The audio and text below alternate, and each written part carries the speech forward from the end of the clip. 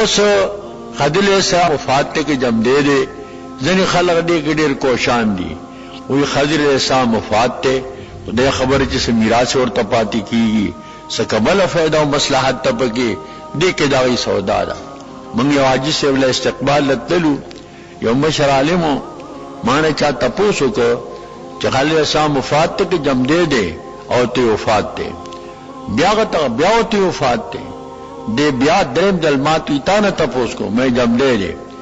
ماتی پس جم دے دے میں پس وفات تے اصل خو جن دے وفات بت ثابت ہے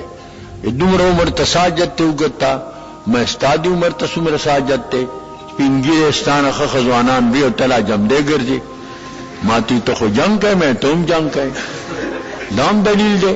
چې دومره وګ عمر تساجت تے څه دلیل خو دې لپاره کنه تم جنگ ہے مارند جنگ خبر او کلا چې استاد دې دومره وګ جن ته ضرورت ته چې استانه خزوانان بھی اور تسپینګری علاج کوم نه دا ګرځي ابن تیمیہ په خپل فتاوا کې مستقل باس دې د پاره ذکر کړي حیات د خضر علیہ السلام او چې څوک وفات وای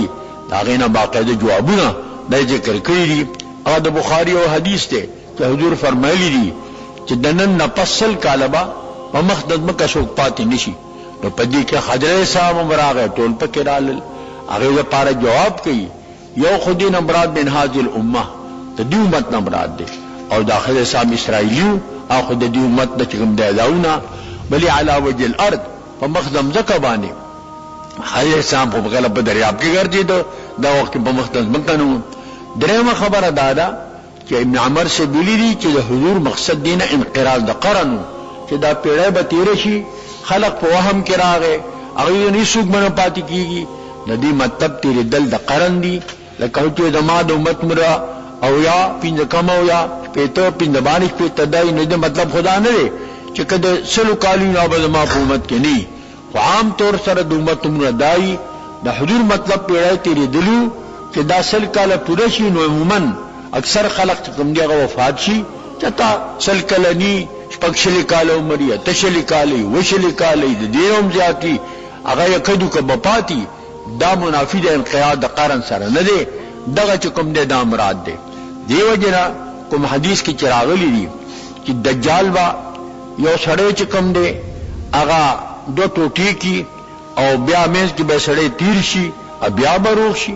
بیا به چې کوم دی نو هغه بوتي خپو شما چې تا دجالی چې کوم حضور اپیشنوي فرمایلی دا بیا چې کوم دی بیا به سملی بمره بوله چاړه راکاږي بیا به نشه لالولې عام محدثین دا ذکر کوي چې دا خضر علیہ السلام دی او یې پرافی رحمت الله علیه په کلام کې دا ډیر راځي چې قف اسرائیلی واسمع کلام المحمدی اسرائیلی ودرېګا د محمدی خبر اورا اسرائیل مراد خضر علیہ السلام محمدی مراد د خپل چې کوم دی د اذانو د دیو جنا دلائل په دی باندې دال دي د خلیل صاحب په حیات باندې او هغه وفات څه فائدہ د دې چې خامخا په دی باندې کلک دي چې خلیل صاحب وفات ته کنه